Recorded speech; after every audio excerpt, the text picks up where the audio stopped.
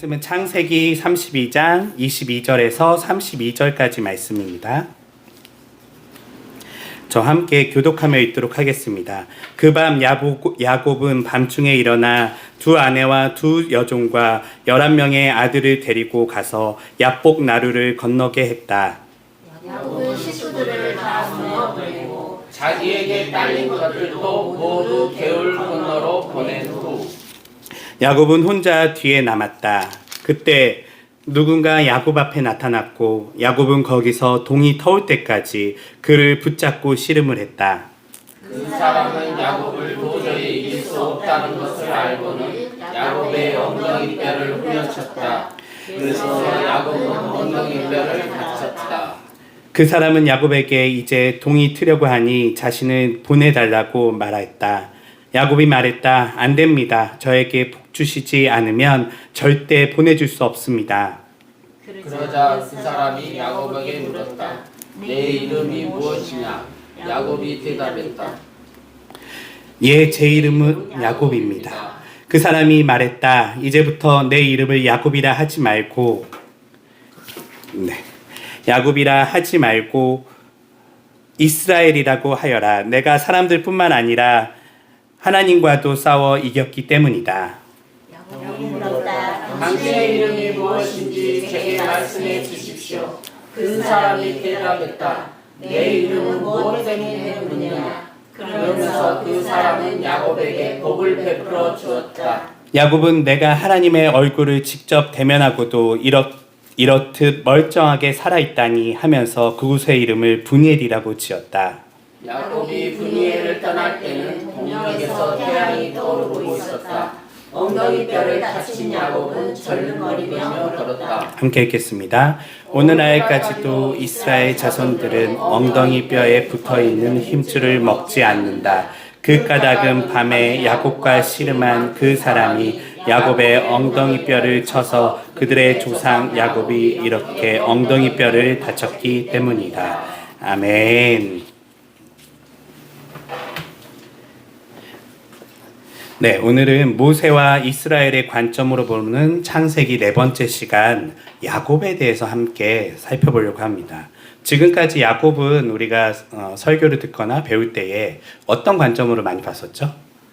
네, 우리의 관점으로 야곱은 도대체 우리에게 어떤 사람인가 이 관점으로 먼저 봤지만 오늘 우리가 쭉 지금 하고 있는 관점은 누가 1번이 된다고요? 모세와 이스라엘의 관점으로 야곱은 어떤 사람인가 그리고 그 후에 우리에게 적용하는 방법들을 좀 우리가 나누려고 합니다.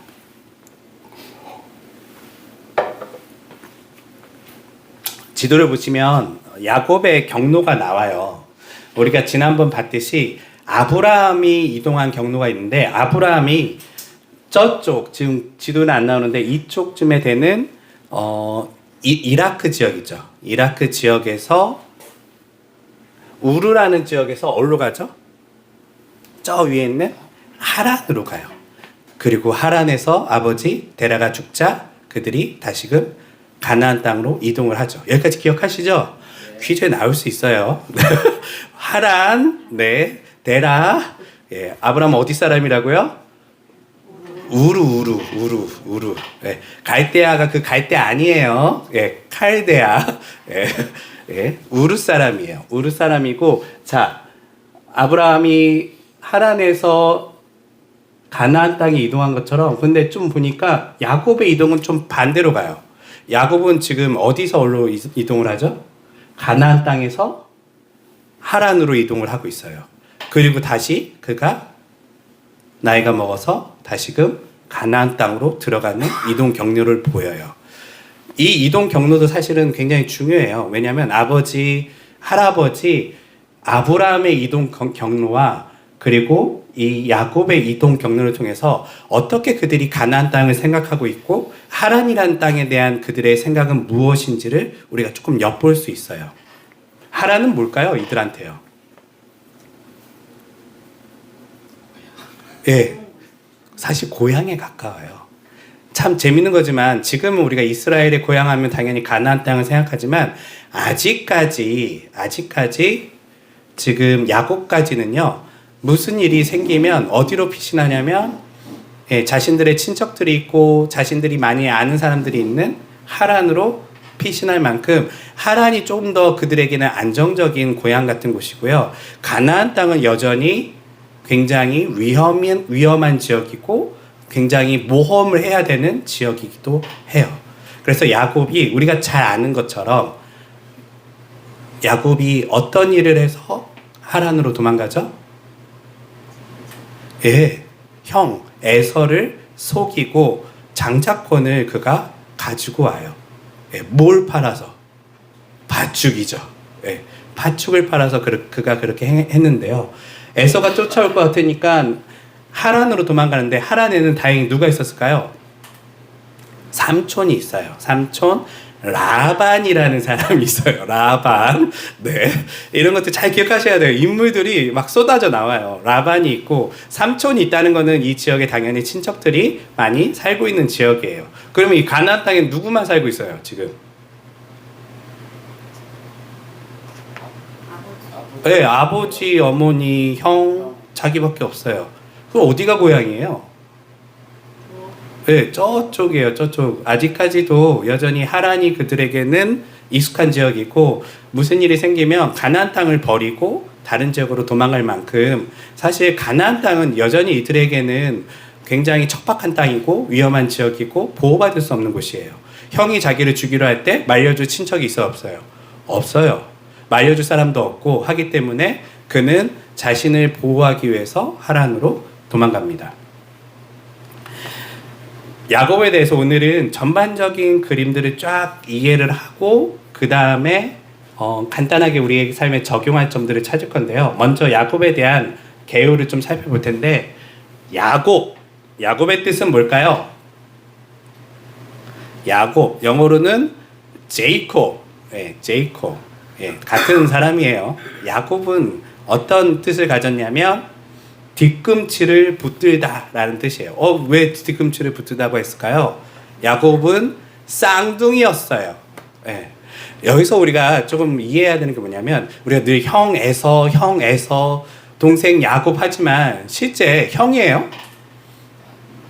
애매해요. 쌍둥이라서 저게 형이라고 생각해야 될지 사실 거의 동등한 관계예요. 그냥 형식상 먼저 나왔기 때문에 형이고 나중에 나오면 동생이고 뭐 이런 형식이 있는 거지 실제로는 이들 관계는 굉장히 대등한 관계이기도 해요. 대등한 관계라는 것은 지금 권위를 인정할 수 있어요, 없어요? 없어요. 없으니까 야곱 입장에서는 장자권을 자기가 가져오는 게 굉장히 부당한 일인가요? 아니면 가져올 만한 일인가요? 야곱 입장에서는 그렇게까지 이게 큰 잘못이라고 생각은 안 했어요. 왜냐하면 생각해보세요. 한 5분 차이로 형제가 위아래가 바뀌는데 여러분이라면 자, 부모님이 재산을 물려주실 겁니다. 여러분에게는 쌍둥이 형제가 있고요. 형에게는 재산의 80%를 줄 거고요. 동생에게는 20%를 준다고 하면 여러분들은 인정하시겠어요? 쌍둥이인데. 네. 진짜요? 마음이 굉장히 선하신 거예요. 최소한 반반은 해주셔야죠. 그래서 좀 양보합시다. 좀 양보해서 55대 45 이 정도까지는 할 수 있는데 사실은 야곱 입장에서는 굉장히 이 상황이 그리 달갑지 않고 때로는 억울할 수 있는 상황이에요. 이런 상황 가운데 야곱의 스토리가 이루어진다라는 것을 우리가 좀 인식하면 좋을 것 같아요. 뭐냐면 태생이 뭐라고요? 쌍둥이다. 그래서 장자권에 대한 이야기는 우리가 봤을 때는 우리 동양권에서 봤을 때는 당연히 형 거지라고 했는데 그 형이 몇 분 형이라고요? 아주 근사치로 1시간도 차이 안 되는 형이라는 거예요. 그러면 인정하기 쉽지 않겠죠. 그런 어떤 상황 가운데 지금 가족의 어떤 스토리가 이어집니다. 야곱은 이렇게 태어날 때부터 형의 뒤꿈치를 붙잡았다라고 해서 재밌는 것 같아요. 이렇게 애를 꺼냈는데 애가 하나가 나오고 그 다음 게 나와야 되는데 줄줄이 나와요. 줄줄이 나오는데 한 놈이 발을 잡고 같이 나보려고 하고 있는 거예요. 이런 어떤 상황 속에 이름을 부모가 야곱이다라고 지은 것이죠.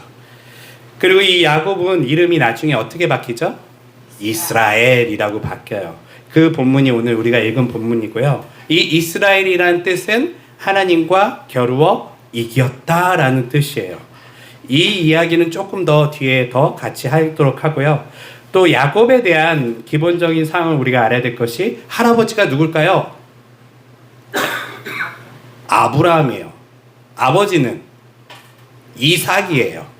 어머니는 리브가예요. 리브가. 자, 할아버지는 아브라함, 아버지는 이삭, 어머니는 리브가요. 근데 우리 어렸을 때 그런 거 배웠잖아요. 리브가는 현숙한 여인이다라고 배웠는데 이 가족사에 대한 이야기를 보면요, 이 어머니가 그리 현숙한가? 라는 생각이 좀 들어요. 왜냐하면 어머니가 지금 한 아들을 편애해요. 편애. 사실 여기에는 우리는 단순히 이 사건을 야곱의 어떤 문제라고 보고 있지만 실제로는 이 지금 가족 자체가 문제가 좀 많아요. 예. 아버지는 자식들에 대한 관심이 없어요. 아들의 목소리를 제대로 이해하지 못하고 아들을 제대로 이렇게, 여러분들이 한번 생각해 보세요. 아무리 내가 앞이 안 보이고 그렇다 한들 두 아들이 와서 말을 걸고 아버지 제가 뭐 어제 노래방에 가서 목이 쉬어서 그래요 한다 한들 그거를 여러분들이 모르시겠어요? 만지면 이 아들이 누군지 모르시겠어요? 모를 정도로 지금 이 이삭이라는 사람은 사실 가족 문제에 있어서 그리 관심이 없는 남자예요. 전형적인 사실 한국 남자와 비슷한 스타일인 거죠. 예. 그리고 어머니는 어떤 사람이라고요? 편애하는 사람이에요. 그러면 이 가족은 어떻게 자라게 될까요?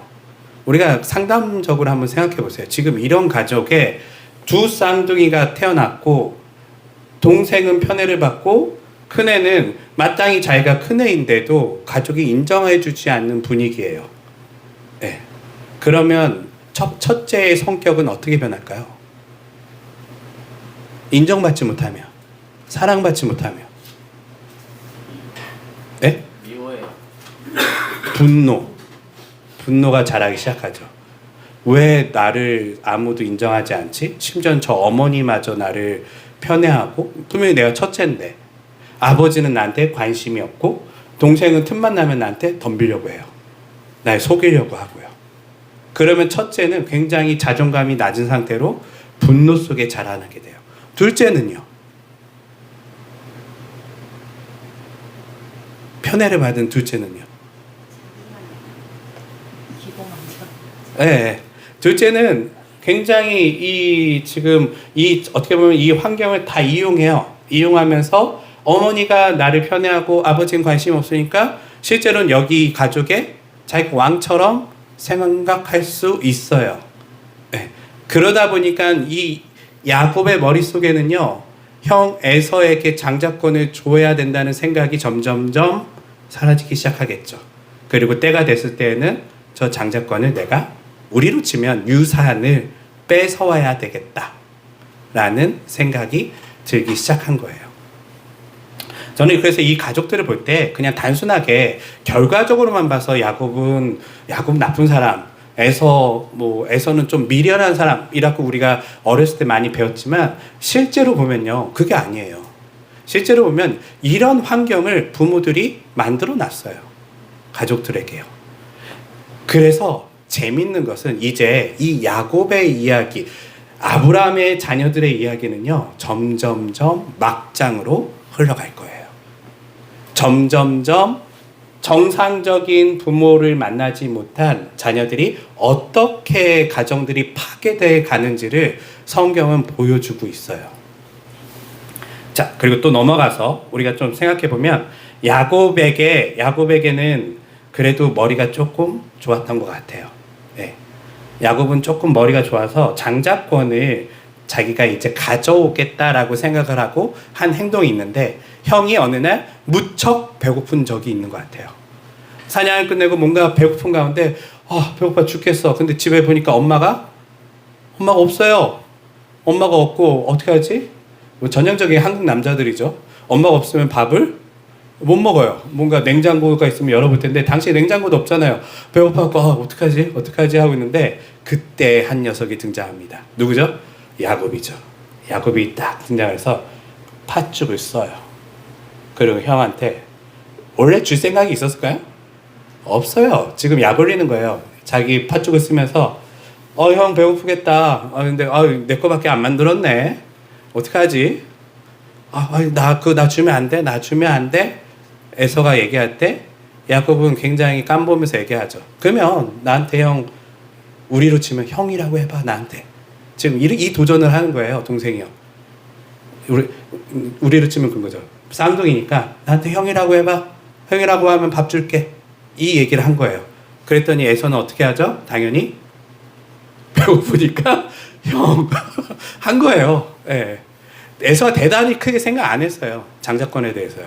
그냥 야곱이 한 이야기에 대해서 저는 원래 그러니까 그냥 내가 저걸 빨리 먹어야 되겠다라는 생각으로 아무렇지 않게 팥죽으로 형의 권한을 야곱에게 줘버리는 행동이죠. 사실 여기서 우리가 좀 알아야 될 건 뭐냐면 이렇게 줬다고 해서 야곱이 정말 형이 되나요? 아니에요. 그런데 이게 무슨 사건이냐면요. 이 행동을 통하여 이 가족에 누가 주도권을 가지고 있는가라는 것을 볼 수가 있어요. 이 가족에 지금 누가 주도권을 쥐고 있는 거예요? 야곱이 다 통제하고 있는 거예요. 이 전체 상황을요. 형에 대한 파악도 다 했고 가족은 엄마는 나를 지지하고 아빠는 관심이 없고 이거 잘하면 조금씩 형한테 나한테 형이라 해봐 이런 말을 쭉 하다 보면 어느덧 내가 쟤랑 비등해질 수 있겠다. 때로는 제 장자권을 내가 가질 수도 있겠다라고 점점점 마음이 커지기 시작하죠. 그리고 야곱이 드디어 마음에 결심을 하고 어느 날 아버지께 찾아갑니다. 어떻게 하냐면 형처럼 변장을 하고요. 앞서 얘기한 것처럼 이 야곱은 분명히 변장을 했지만 저는 여기서 이해가 되지 않아요. 이삭은 알아야 해요. 근데 이삭은 몰라요. 살짝 안 척했지만 실제로는 몰라요. 제대로 된 아버지가 아니에요. 그런데 이삭은 야곱에게 뭘 주죠? 축복해줘요. 이 축복이 어떤 축복이었냐면 하나님의 언약의 축복을 야곱에게 해줘버려요. 축복 자체가 중요한 게 아니에요. 이 축복의 내용이 뭘 담고 있냐면 언약을 담고 있었어요. 언약을 담았기 때문에 이 언약 때문에 어쩌면 둘째인 야곱이 언약을 계승하는 사람으로서 이제 성경에 나타나게 되죠. 그 후에 이제 형이 알게 됐어요. 알게 됐더니 마음이 어땠을까요? 분노가 치밀죠. 저놈이 내 권한을 뺏어가고 내가 마땅히 우리 할아버지께 그 신이 축복했던 하나님께서 축복했던 그 언약의 그 복을 내가 받아야 되는데 저 녀석이 뺏어가 그 언약이 뭔지도 잘 모르지만 우선 분노가 치미는 거예요. 저놈 안 되겠다. 가만뒀다가는 내가 이 집에서 밀려날 수 있겠다라는 생각을 가지고 에서는 야곱을 죽이려고 쫓아갑니다. 그때 야곱은 어떻게 할까요? 도망가요. 저는 여기서 보면서 야곱의 성격을 좀 우리가 알 수 있어요. 야곱은 당당하게 맞서는 사람이 아니에요. 할 수 있으면 회피하는 성격이에요. 피하는 성격이에요. 당장의 문제를 해결하기보다는 형한테 그 순간에 사과하고 아버지께 가서 아버지 죄송해요. 이거 물러주세요. 형 거예요. 뭔가 조치를 취하기보다는요. 엄마의 이야기를 듣고 도망가기 시작을 해요. 엄마의 리브가가 야 형이 지금 너무 화가 났어. 너 이건 엄마도 못 말릴 것 같아. 빨리 엄마의 오빠가 있는 라반이라는 사람이 있는 저 하란으로 우선 도망가 있어. 집안 분위기가 좋아지면 다시 불러줄게. 왜냐면 집안 분위기가 지금 누구가 화나냐면 에서가 화났고 또 누가 화났을까요? 이삭 아버지도 화가 났어요 지금요. 이거 지금 둘째 아들 잡기 생긴 거예요. 그래서 엄마는 둘째 아들을 돌려보내기 시작해요. 그리고 이 돌아가는 그 여정 속에 야곱은 사실 거기까지 생각하지 못한 것 같아요. 이 장자권을 가지면 자기가 좋은 일이 미래에 생기겠지라고 생각했지만 오히려 이 언약을 가짐을 통하여 어떤 일이 발생하냐면 지금 목숨의 위험에 노출되기 시작한 거예요. 참 여기서 우리가 알아야 될 게 하나 있어요. 언약을 받으면 즉각 좋은 일이 생길까요? 아니에요. 이게 패턴이에요. 사실 성경에 나오는.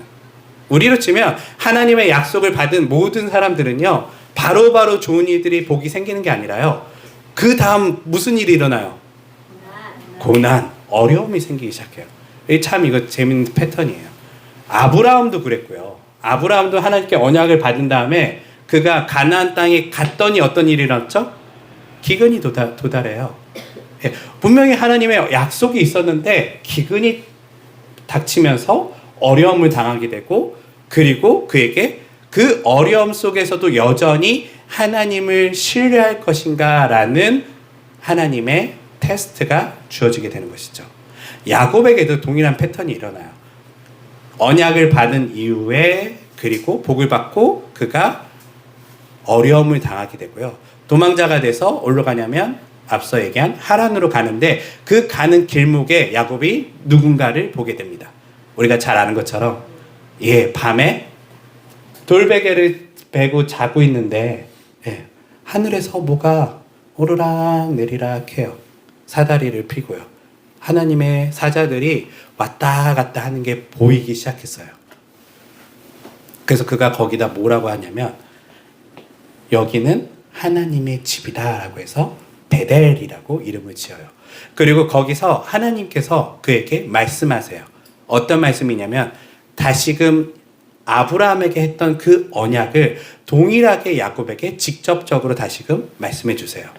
이 말은 뭐냐면 이삭이 했던 그 말이 지금 그냥 취소되는 게 아니라 다시금 하나님께서 내가 너와 이제 직접적으로 계약을 맺고 약속을 맺고 이제 너를 아브라함의 그 약속의 후손으로서 인정할 거야 라는 일이 생기게 되죠. 야곱은 그 상황을 잘 이해하진 못했지만 그래도 그게 굉장히 신비한 일이고 할아버지를 만났던 그 신 하나님께서 나와 만나주셨구나 그리고 나에게 복을 주시겠다라고 말씀하시는구나 라는 생각을 가지고 다시금 부푼 꿈을 가지고 어디로 가냐면 하란으로 떠나게 되죠. 그리고 그 도착해서 우리가 잘 아는 것처럼 라반이라는 삼촌을 만나는데요. 라반이 어떻게 하죠? 그를 처음에는 아주 반갑게 맞아줘요. 예. 너가 왔구나. 우리로 치면 지금 목포에서 거리로 치면 지금 서울로 간 거예요. 서울로 애가 걸어서 왔어요. 자기 조카가요. 그럼 처음에 여러분들 마음이 어떻겠어요? 끌어안죠. 아이고 네가 고생이 많았다. 여기까지 어떻게 왔냐. 뭐 이야기를 듣고 하니까 아이고 뭐 그게 뭐 좋은 일이든 나쁜 일이든 우선 나랑 같이 있자. 내가 너네 엄마 내 동생 이야기를 들어서라도 너를 보호해 줄게라고 보호하면서 야곱을 데리고 있는데 문제는 데리고 있어도 일을 해야 되잖아요. 그래서 이제 먹고 살기 위해서 야곱이 일을 하는데요. 이제 드디어 야곱에게는 외가살이가 시작됩니다. 시집살이가 아니라 외가살이죠. 외가살이를 하면서 과거에는 날 편애하는 엄마가 있고 늘 그 가족 속에는 내가 둘째였지만 왕처럼 살아갔는데 이곳에 왔더니 이제 저 삼촌이 나한테 잘해줄 줄 알았더니 그렇지 않은 거예요. 그 삼촌이 야곱에게 더 어려운 일들을 시키고 점점점 속이는 일들을 하게 돼요. 근데 재밌는 거는 그럼에도 불구하고 야곱이 만약에 그 상황이었으면 다시 떠났겠죠. 근데 못 떠나는 이유가 하나 생깁니다. 거기서 누군가를 보게 돼요. 사랑에 빠지게 돼요. 사랑에 빠져서 우리가 잘 아는 것처럼 라헬이라는 라반의 둘째 딸을 사랑하게 돼요. 그래서 저 삼촌이 나쁜 걸 알면서도 그 사랑 때문에 거기에 머물게 되죠. 그래서 삼촌은 또 사기를 쳐요. 제가 우리 딸들을 좋아하는구나. 저거 잡아놓고 평생 우리 집 머슴으로 써야 되겠다 싶어갖고 잘 아는 것처럼 레아를 먼저 보내서 레아와 결혼을 먼저 시키고요. 그리고 다시 라헬을 보내서 라헬과 결혼을 시켜요. 그리고 말도 안 되는 계약을 맺죠. 예, 두 딸을 너가 가져갔으니 나를 위해서 당연히 우리 두 딸들이 과거 나한테 이만큼 집에서 농사도 짓고 이런 봉사도 했는데 네가 다 데려가면 나 혼자 어떻게 사냐. 최소한 그 딸이 해왔던 일들에 대한 보상으로서 7년간 그리고 14년간 계속 조금 너가 일을 해주고 갔으면 좋겠다 해서 계약을 맺죠. 근데 재밌는 거는 야곱이 이런 상황 속에서 삼촌은 야곱을 늘 부리려고 하고 야곱에게 뜯어먹으려 하는데 야곱은요 자신이 하는 일마다 잘 되기 시작해요. 이상하다. 내가 양을 키우면 더 내 양이 더 빨리 늘어나요. 물론 성경에는 우리가 잘 아는 것처럼 그 얼룩양 사건 있잖아요. 예. 얼룩양 사건으로서 이걸 보면 얼룩해지고 이걸 안 보면 얼룩 안 해지고 이게 믿어지시나요? 여러분? 사실은 말이 안 되는데요. 말이 안 되는데 말이 안 되는 걸 하나님이 그에게 보여주세요. 전 이 사건을 보면서요. 고대 시대에도 바보가 아니고 이거를 믿을까? 야곱도 처음에는 단순하게 생각한 것 같아요. 이렇게 하면 조금 나한테 더 유리하게 되지 않을까 했는데요. 여기에 하나님께서 기적을 베푸시죠. 여기에 놀라운 일을 베푸세요. 재밌는 건 야곱이 어떤 마음을 품었죠? 선한 마음인가요? 아니에요. 자기 이익을 생각하면서 시도한 것에 하나님은요 희한하게 축복해주고 계세요.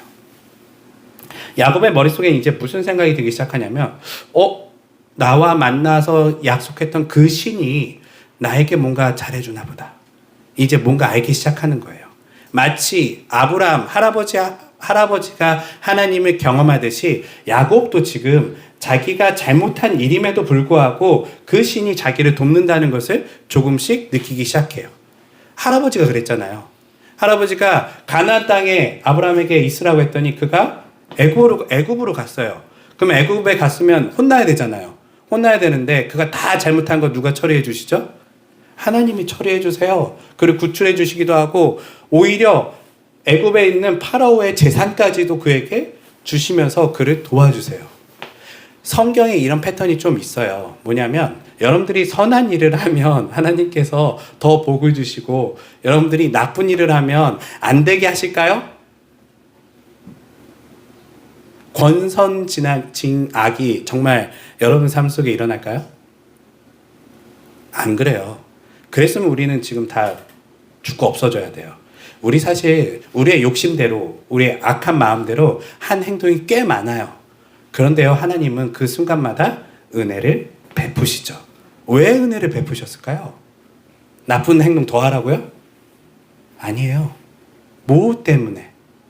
하나님은 하나님은 약속을 지키시고 너가 어떤 행동을 하더라도 나는 너를 반드시 그를 변화시키겠다라는 그와 좋은 관계를 맺고자 한다는 하나님의 의지가 담긴 거예요. 여러분들이 잘못했다고 때리시면 여러분들이 하나님께 가시겠어요? 안 가죠. 내가 잘못했는데 하나님이 나한테 떡을 줘요. 왜 그렇지? 미련한 자는 이 떡을 보면서 계속 잘못하면 또 떡을 주시나 보다. 뭐 이렇게 생각할 수 있겠지만 그러면 이제 진짜 큰일 나는 거죠. 하지만 지혜로운 자는 이 떡을 먹으면서 무슨 생각을 할까요? 이 신이 나한테 왜 잘해주지? 내가 분명히 잘못했는데 분명히 이런 행동을 하면 그 신이 나에게 복을 주시지 않아야 되는데 이 신은 나의 행동과 관계없이 나에게 항상 잘해줘요.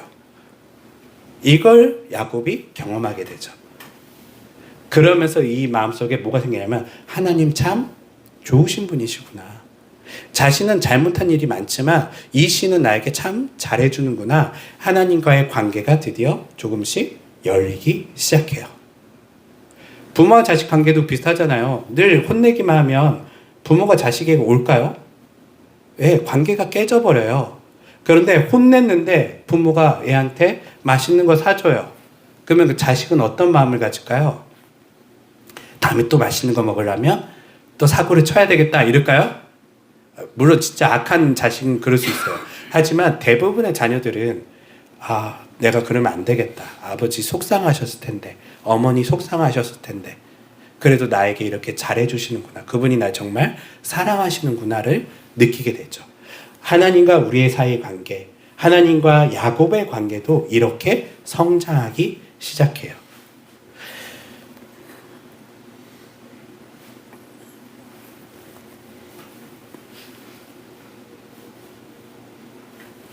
네. 그리고 나서 이제 야곱은 그곳 가운데 많은 하나님의 복을 얻어서 재산을 얻게 돼요. 야곱만 재산을 많이 얻은 게 아니라 누구도 좋아졌을까요? 같이 있었던 라반도 당연히 재산이 엄청나게 불게 돼요. 그래서 야곱이 얘기를 해요. 삼촌, 제가 사실 이만큼 해드리기로 했는데 그 이상 나온 것 같습니다. 이제는 저를 좀 보내주셔야 될 것 같습니다. 라고 정직하게 얘기를 하죠. 그때 라반이 그래, 네가 그동안 수고했다. 가라! 라고 했는데 라반의 마음속에 무슨 생각이 들었을까요? 자기도 알아요. 지금 자기가 열심히 일했을 때는 요만큼밖에 소득이 없었는데 저 복덩이가 굴러오더니 재산이 막 늘어나요. 하나님마다 다 잘 돼요. 네. 그러니까 말은 가라고 했지만 쟤 가면 안 될 것 같은데 다시 붙잡으려고 하죠.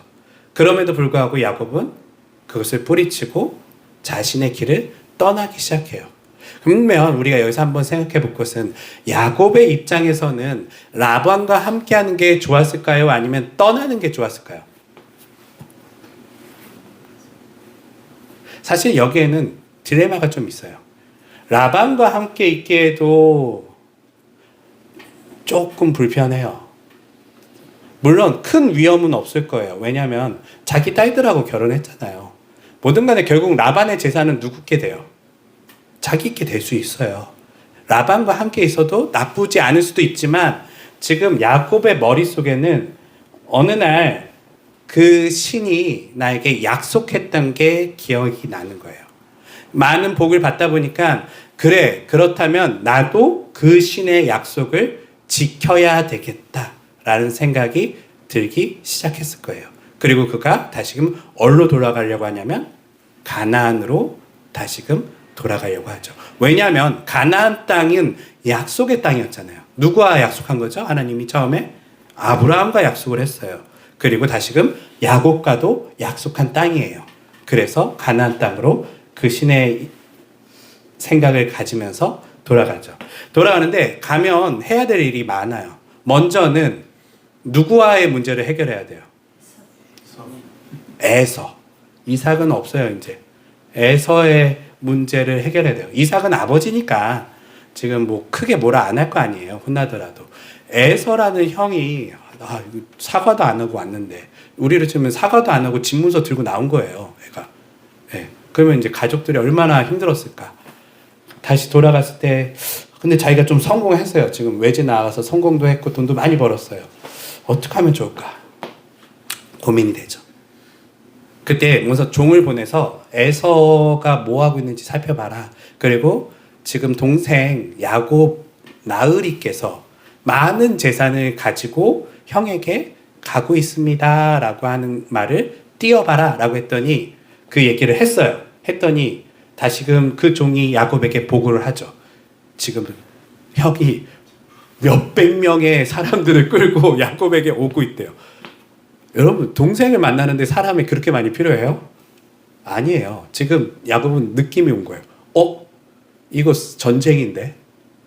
근데 여기서 우리가 하나 알 거는 에서가 몇백 명을 끌고 올 수 있을 만큼 그의 삶도 부유해졌다는 거예요. 에서도 굉장한 지금 부를 얻은 상태예요. 그러면 여기서 이제 우리가 고민이 될 거예요. 에서가 가난했다면 야곱이 많은 돈을 가지고 왔으면 먹혔을까요? 안 먹혔을까요? 먹혔을 수도 있어요. 근데 지금 에서 입장에서는 부러울 게 없어요. 나도 잘 살아. 네 재산 하나도 탐나지 않아. 나는 너한테 갚아줄 게 있어. 이 마음을 가지고 동생을 만나려고 하죠. 야곱은 두렵기 시작했어요. 내가 가진 거라고는 돈밖에 없는데, 내가 가진 거라고는 더 많은 재산밖에 없는데 이제 이 돈이 먹혀요, 안 먹혀요? 안 먹혀요, 형한테요. 그럼에도 불구하고 한 번 더 머리를 써요. 돈이 혹시 좀 부족할 수 있으니까 처음에 이만큼 해서 보내고 이것도 안 되면 이만큼 해서 보내고 우선 간을 봐야 되겠다. 저걸 받는지 안 받는지. 그런데 보니까 안 받아요. 관심이 없어요. 보내고 지금 결국은 누구만 남게 됐죠? 야곱 자기 혼자만 남게 된 상태에서 오늘 본문이 있는 거예요. 그가 혼자 어떻게 하지? 내가 가진 재산도 더 이상 먹히지 않고 어떻게 하지? 이제 라반에게 돌아갈 수도 없고 자기는 어떻든 여기서 뭔가 승부는 봐야 하는데 형과의 문제를 해결을 해야 되는데 너무너무 두려운 거예요. 그리고 모든 걸 다 보낸 야곱은 이제 재산이 하나도 없어요. 네. 빈 털터리가 됐고 아무것도 가진 상태가 아닌 상태에서 지금 무엇을 어떻게 해야 될지 모르는 상황 가운데 밤늦게 떨고 있을 때에 한 사람이 그에게 등장합니다. 그리고 그와 오늘 본문에 보니까 씨름을 하게 돼요. 씨름이라는 게 우리로 막 이렇게 안다리 걸고 이게 아니라 레슬링이에요. 갑자기 누군가 나타나서 야곱과 몸싸움을 하기 시작을 해요. 몸싸움을 시작하는데 우리는 여기서 좀 이상함을 느끼죠. 뭐 만나자마자 왜 몸싸움을 하지? 우리는 여기서 이해가 되지 않지만 사실은 이 이야기에 더 디테일한 이야기는 아마 있었을 거예요. 그런데 그 디테일한 이야기보다는 이 몸싸움이 주는 의미가 중요했기 때문에 앞선 설명은 사실 이스라엘 백성들은 우리보다 알 수도 있어요. 그러니까 우리는 이스라엘 백성이 아니기 때문에 이 이야기의 전반에 대한 얘기를 다 알지 못하기 때문에 좀 낯설죠. 왜 갑자기 몸싸움을 하지? 여러분 그 생각 안 해보셨어요? 안 해보셨나요? 저는 뭘 읽으면서 새벽에 밤에 한 남자가 나타나는데 난 말도 안 해요. 처음에 뭐 서로 얘기하고 뭐 기분이 상해서 몸싸움한 게 아니라 만나자마자 그와 씨름을 해요. 몸싸움을 하고 그리고 그 사람을 붙잡고 뭐라 하겠냐면 나에게 축복하지 않으면 절대 복을 주지 않으면 놓지 않을 겁니다 라고 야곱이 때를 쓰기 시작해요. 이 이야기는 저는 그렇게 조금 이해를 해요. 이스라엘에게 모세가 들려주는 이야기잖아요. 그래서 사실 그들이 다 알만한 이야기는 조금 뺐을 수도 있어요. 어떤 상황이었는지. 그리고 이 상황이 결과적으로 어떤 의미를 주는지가 중요하기 때문에 앞선 전기를 좀 잘라버리고 그가 몸싸움을 해서 이스라엘이 된 사건에 지금 모세는 집중해서 이스라엘 백성들에게 알려주고 있죠. 그래서 우리는 여기서 조금 고민이 돼요. 그러면 어떻게 이해해야 될까? 예, 맞아요. 이해 다 못할 수 있어요. 왜냐하면 우리는 성경이 말하는 수준까지 이해하니까요. 하지만 우리가 다 이해하지 않아도 돼요. 모세도 지금 뭘 얘기하고 싶다고요? 그가 어떻게 이스라엘이 되었는가를 말하고 싶어 하거든요. 우선은 그는 그 사람을 붙잡고 몸싸움을 하는데 야곱은 본능적으로 오늘 본문에 보니까 그가 하나님이라고 생각한 것 같아요. 조금 이상하지 않으세요? 하나님하고 씨름을 했다. 하나님은 보이시나요? 안 보이는데 하나님과 씨름을 했다. 이 이야기는 많은 신학자들은 두 가지로 봐요. 하나는 하나님의 사자일 것이다 라고 생각하는 게 있고 또 하나는 하나님의 현현, 그가 실제 육체를 입고 야곱에게 나타났을 것이다 라고 하는 게 있죠. 여러분들은 어떤 해석이 좀 더 잘 받아들여지세요? 두 번째, 첫 번째. 예. 그냥 지나가는 사람 붙잡고 예. 예, 그럴 수도 있지만 실제 이 사건을 우리가 그럼에도 불구하고 어떤 결론이 안 난 이유가 뭐냐면요. 앞선 아브라함과의 이야기에서도 하나님이 아브라함에게 등장하세요. 예. 우리가 여기서 좀 이해해야 될 건 뭐냐면요. 우리는 지금 기적을 믿지 않고 보이지 않는 하나님께서 이 세상에 역사하는 방법에 대해서 우리는 되게 제한하면서 두고 있잖아요. 그런데 성경은요, 사실 그 제한을 다 풀어버려요. 하나님은 꼭 이렇게 해야 돼라고 생각하지만요, 여러분들이 조금 더 열린 마음으로 두신다면 하나님이 육체를 잠시 입고 육체를 구성하고 야곱에게 나타날 수 있을까요? 없을까요? 있어야 해요. 만약에 없다면 우주를 창조한 신이라고 볼 수 없어요. 그런데 우리가 여기서 또 이해하는 게 이렇게 되면 여러분들이 무슨 고민에 빠지냐면 하나님이 또 나에게도 육체를 입고 오실까? 이런 어떤 일반화의 오류에 빠져요. 근데 성경에 보면 하나님께서 육체를 입고 등장한 것처럼 보이는 사건이 딱 3개밖에 없어요. 하나는 아브라함, 두 번째는 야곱, 세 번째는 실제 육체를 입은 예수 그리스도. 이렇게 등장을 해요. 그 말은 뭐냐면 성경의 다른 수많은 사람들도요, 이 사건을 직접 눈으로 본 사람은 아주 극소수였어요. 그럼 오늘날 여러분들에게도 하나님께서 육체를 입고 오실까요? 있지만 안 그러실 가능성이 아주 높아요. 왜냐하면 이거는 아주 특별한 일이에요. 특별한 일. 그래서 우리는 자꾸 이런 특별한 기적을 우리 삶 속에 갖고 와서 그러면 여기에도 천사가 돌아다니나? 뭐 내 옆에도 천사가 지금 있나? 뭐 이런 여러 가지 생각들을 하잖아요. 있을 수도 있지만 사실은 여러분들 꼭 이해하셔야 될 건 뭐냐면 하나님께서 그에게 하신 거예요. 여러분들은 어떻게 다루실지는 하나님의 선택이세요. 그래서 하나님과 그는 씨름을 하는데 재밌는 건 뭐냐면 그가 하나님이라고 본능적으로 알았어요. 예. 이 존재가 하나님이든 하나님이 보낸 사자이든 사실 그렇게 중요하진 않아요. 왜냐하면 우리도 조선시대만 하더라도 왕이 직접 나와야지 왕인가요? 아니면 왕은 사실 직접 나가지 않잖아요. 누굴 보내요? 사신을 보내요. 사자를 보내요. 그러면 사신이 심지어는 왕이 갖고 온 두루마기를 갖고 왔고 문서를 딱 읽으면 앞에 사람이 어떻게 돼요? 그 사람 앞에 완전히 엎드려져요. 이 사람이 왕이라서요? 왕은 아니지만 이 사람이 왕을 대신해서 왔기 때문에 실제로는 왕과 같은 효력을 갖게 돼요. 야곱에게도 그가 천사였다면 아마 그런 것이고 그가 진짜 하나님의 현현이었다면 정말 그렇게 이해할 수 있겠지만 그와 씨름을 하는데 그를 붙잡고 복을 달라고 얘기를 해요. 그러면 여기 복이 뭐예요? 네? 에서한테 통할 수 있는 에서한테 통할 수 있는 복. 예, 그렇게 생각할 수도 있고 또 우리가 많은 교회에서 들었던 것은 이 복은 뭔가 더 잘 되는 복이라고 생각할 수 있지만 여러분 그렇게 생각하시면 안 돼요. 이 복은요 언약이에요. 하나님, 내가 당신과의 언약을 기억한다는 거예요. 야곱은요. 당신이 우리 할아버지와 언약을 했고 내가 우리 장자권을 내가 가져오면서 그 언약에 내가 실제로 그 언약의 대상이 됐는데 지금 나 에서 만나서 죽으면 그 언약이 성취되어 없어져요. 없어져요.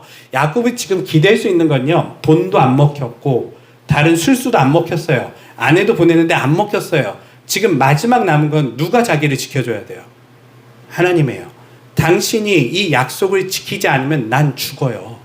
당신이 이 약속을 지켜야지만 나는 가나안 땅에 들어가서 하나님께서 약속하신 아브라함에게 약속하신 모든 민족이 복을 받게 하는 그 복의 통로로서의 민족의 주인으로서의 역할을 할 수 있어요 라는 마음을 그는 알고 있어요. 그래서 하나님께 그 얘기해요. 약속 지키세요. 이 복은요 다른 말이 아니에요. 약속 지키세요. 나와 한 약속 있으시잖아요. 우리 할아버지와 약속하셨잖아요. 이걸 하나님께 계속 얘기하는 거예요. 얘기하는데 하나님이 빨리 이 이야기를 들어주나요? 안 들어줘요. 계속 야곱을 한번 보는 거예요.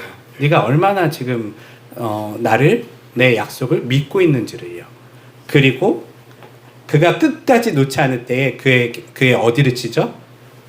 예, 엉덩이뼈, 골반이라고 볼 수 있겠죠. 이쪽을 쳐버려요. 예, 이쪽이 나가 부러지면서 야곱은 이제 그를 놓게 되죠. 그리고 하나님께서 그에게 뭐라고 하냐면 너의 이름을 바꿔줄게. 너는 이제 형의 뒤꿈치를 잡는 사람이 아니라 누구와 겨루어 이겼다고요? 하나님과 겨루어 이겼다. 여기선 저는 이 말을 어떻게 이해할까라고 좀 고민을 해봤는데 여러 가지 뜻이 있을 수 있지만 제 개인적인 해석에 의해서는 원래 하나님께서 기본적으로는 언약을 누구에게 보통 계승하죠? 장자에게 계승할 가능성이 아주 높아요. 근데 지금 이 언약을 붙들고 이거 나에게 주세요. 하나님의 언약이 나에게 성취되게 해주세요라고 끝까지 하나님을 붙들고 매달렸거든요.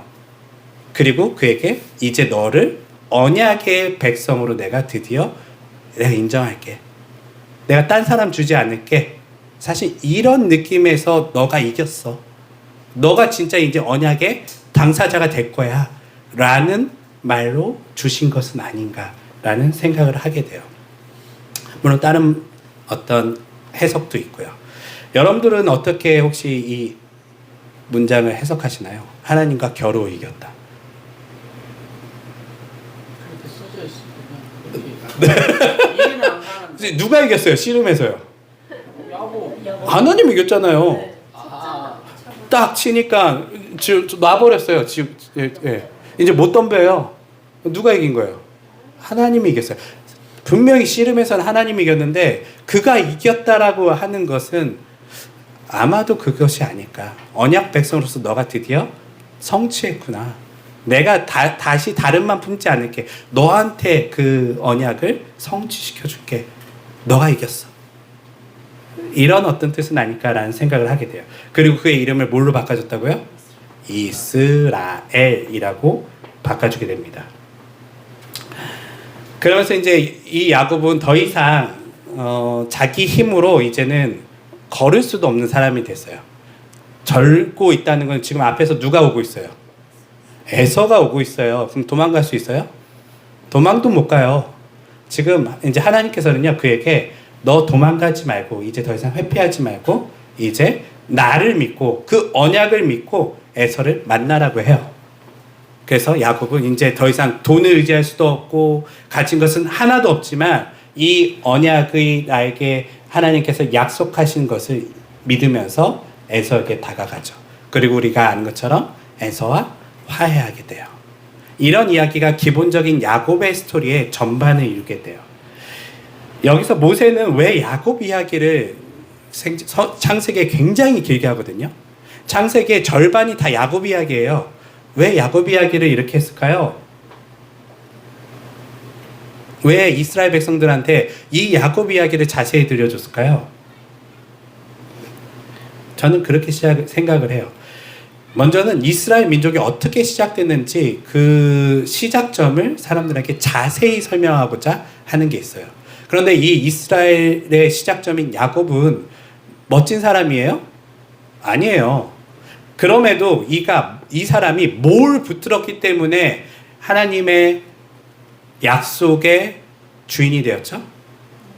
언약, 하나님과의 약속을 붙들었기 때문에. 이 이야기는 이스라엘 백성들에게 그런 말을 하는 거예요.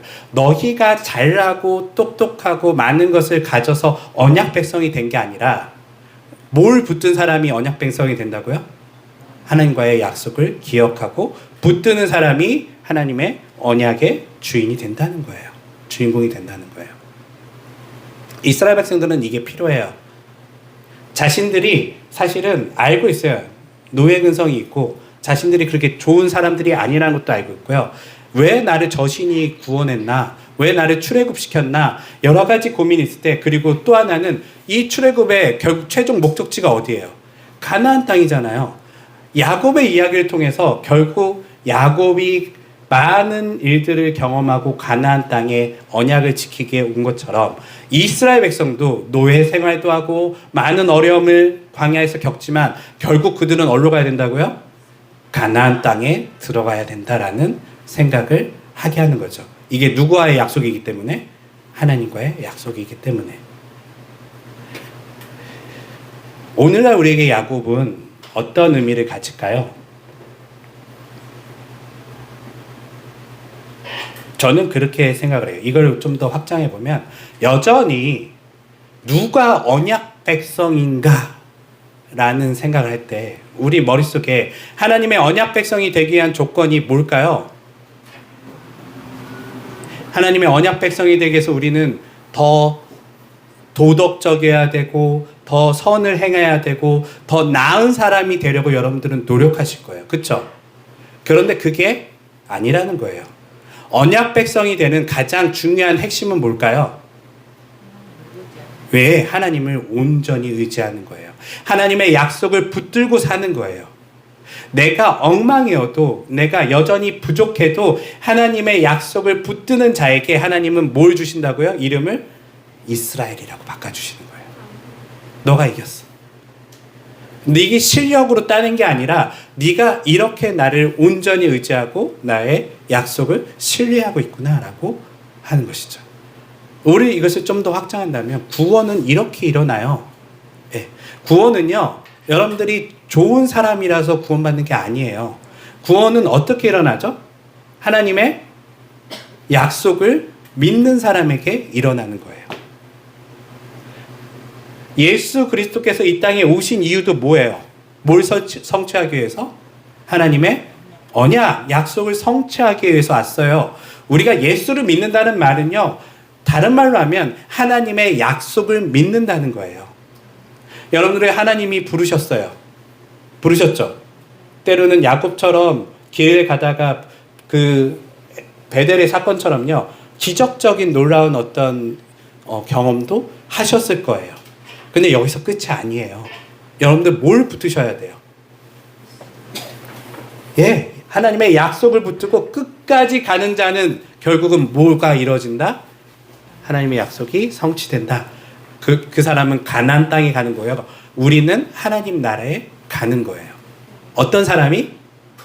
하나님을 온전히 의지하면서 그 약속을 믿는 사람이요. 이게 믿음이에요. 예. 난 예수님의 부활을 믿어요. 나 예수님이 십자가에서 죽으신 거 믿어요 한다고 구원받는 게 아니에요. 이게 어떤 의미를 갖고 있는가를 알아야 돼요. 이것은 하나님의 약속이 반드시 성취된다는 그 의미를 믿는 거예요. 그것을 예수 그리스도에서 온전히 우리한테 드러난 것이죠. 그리고 마지막 하나는 무엇이냐면, 우리가 앞서 얘기한 것처럼 야곱을 오해하면 안 돼요. 야곱이 복을 하나님께 이야기했는데 그 복이 세상적인 복이 아니에요. 야곱이 그걸 원했다면 지금 야곱은 자신의 재산을 형한테 보내면 안 돼요. 그는 사실 모든 걸 다 갖고 있는 사람이 뭘 복을 빌어요. 이미 부유한데요. 아내도 있어요. 모든 게 없는, 부족한 게 없는 사람이에요. 그런데 그가 빌었던, 정말 간절히 원했던 복이 뭐였어요? 하나님께서 나와 함께 하시는 거, 그 언약을 나에게 이루어 주시는 것을 그가 간절히 빌었거든요. 오늘날 우리에게 야곱의 사건은요, 그렇게 이해되셔야 돼요. 야, 내가 열심히 기도하면 하나님께서 내 기도 들어주시는 게 아니에요. 우리는 야곱처럼요, 하나님의 그 복이 뭐라고요? 예, 언약의 성취를 간절히 우리는 기다리고 하나님께 매달려야 돼요. 여기에 믿음의 핵심이 있어요. 좋은 사람이 되려고 하지 마세요. 여러분들 좋은 사람이 아닐 때 이미 하나님이 부르셨어요. 야곱의 인생하고 똑같잖아요. 여러분들이 사기꾼이에요. 여러분들이 거짓말장이에요. 그런데 하나님이 그 야곱에게 어떻게 하셨다고요? 그를 잘해주셨어요. 그에게 부도 주셨고요. 그에게 때로는 많은 것들을 주셨어요. 그러면 안 되잖아요. 왜 그러셨어요? 은혜로운 하나님을 알게 하기 위해서. 여러분 삶 속에 어느 날 땅을 샀는데, 와, 땅값이 오르고 하는 일마다 다 잘 됐어요. 그러면 우리는 무슨 생각하죠? 하나님 또 사야지. 네. 뭐 할 수 있지만 하나님이 나에게 복을 주셨다라는 마음 가운데 한쪽 마음에 뭐가 있냐면, 내가 잘했나 보다. 내가 복 받을 일을 했나 보다. 아니에요. 여러분 사기친 거예요. 여러분 거짓말한 거예요. 그럼에도 불구하고 하나님이 우리에게 잘해주신 거예요. 계속 사기치라고 잘해주신 게 아니에요. 하나님이 좋으신 분이고 그를 의지하며 사는 법을 알려주고 싶었어요. 그래서 결국에는 나중에 야곱에게 한 것처럼요, 그의 가진 것을 다 때로는 다 뺏어버리기도 해요. 그가 홀로 독대하시면서 너가 나를 얼마나 의지하는지를 새벽 내내 씨름하는 시간이 우리의 인생에도 일어날 수 있다는 거예요. 다 가진 것 같지만 실제로는 때로는 우리 인생의 마지막엔 결국 누구와 씨름할까요? 하나님과 독대하게 되실 거예요. 여러분들이 아프거나 아니면 노년의 생을 마칠 때에 우리는 하나님과 독대할 거예요. 그때 재산이 필요해요? 필요 없어요. 그때 우리는 뭘 붙들어야 돼요? 하나님 약속이에요. 여러분 암에 걸리시던 어떤 병에 걸리시던 이거 낫게 해주세요. 맞아요. 우리는 하나님께 그것을 기도할 수 있지만 야곱의 지혜에서 여러분들 배우세요. 하나님 나와 했던 약속 꼭 지켜주세요. 내가 살아있던 죽어있던 하나님의 약속이 내 삶에 성취되게 해주세요. 나 하나님의 그 약속을 믿고 살고 싶어요. 때로는 그 약속을 믿고 이 땅을 떠나고 싶어요. 라는 마음으로 하나님께 붙드는 자, 그가 이름이 이제 바뀌는 거예요. 정체성이 바뀌는 거예요. 그게 야곱이 주는 우리의 교훈이고 오늘 특별히 야곱의 전반부에 있던 그 사건들을 통해 우리가 얻을 수 있는 교훈이죠. 후반부는 뭐가 있을까요? 이제 야곱의 이야기는요. 야곱의 자녀들의 이야기로 나타나는데 앞서 얘기한 것처럼 이제 더 심한 일들이 일어납니다. 그거는 우리 다음 주에 같이 보도록 할게요. 기도하겠습니다.